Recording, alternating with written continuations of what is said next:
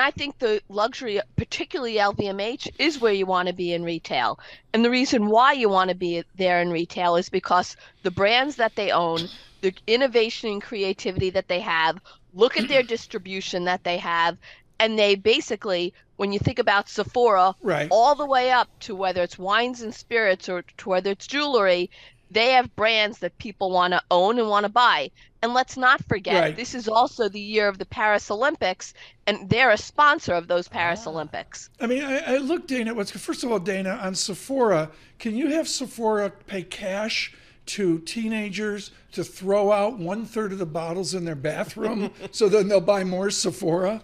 I think that would be Only if they buy more at higher Oh, yeah. prices, and there you go. They got to do that, and they will do that. We know that. Dana, on luxury here, and it's critical. Can you make money in luxury gaming the fashion designers? I say this with the Beyond Fabulous, the new look with Coco Chanel and Christian Dior. Have you seen it on Apple TV, Dana? Do you love it? Yes, I have. Yep, it looks terrific. Looks terrific. Can you make money in luxury based on gaming this designer or that designer?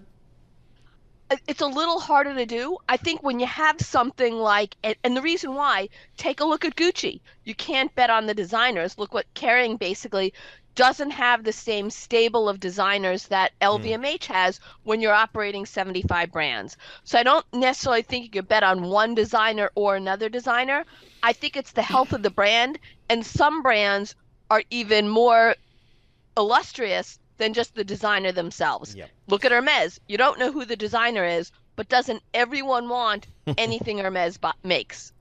Hey, Dana, I want to ask you about the Chinese consumer. When we talk about luxury, that just seems to be one of the key variables. And I'll walk home here to the Penn Station today, and I'll walk down Fifth Avenue, I'll walk down Madison Avenue, and I'll see a ton of European tourists. I'm not seeing many Chinese tourists here, and I know how critical they are to some of those big shops there on Madison and Fifth. Talk to us about the Chinese consumer. Where is he or she? I think they're staying local. I think they're staying in China. I don't think they're traveling as much as they had in the past. You're absolutely right. You're not seeing them. I am seeing a little bit more Europeans.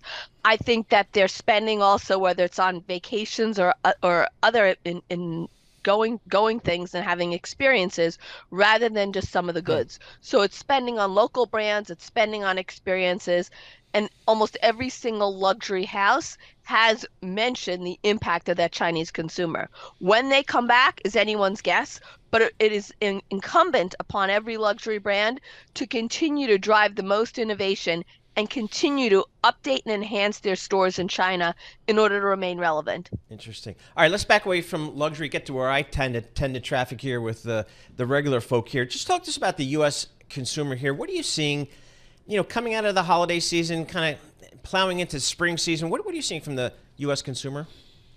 I think overall, you can use the words discerning, cautious, choiceful.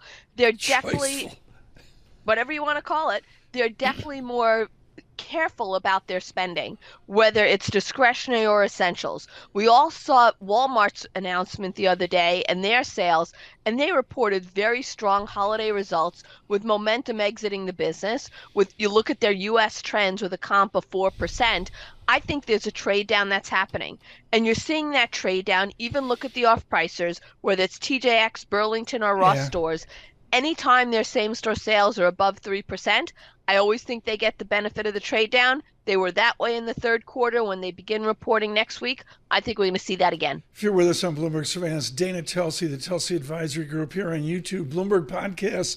Thank you. Live chat there. We're having fun with that today. HHH. Good morning.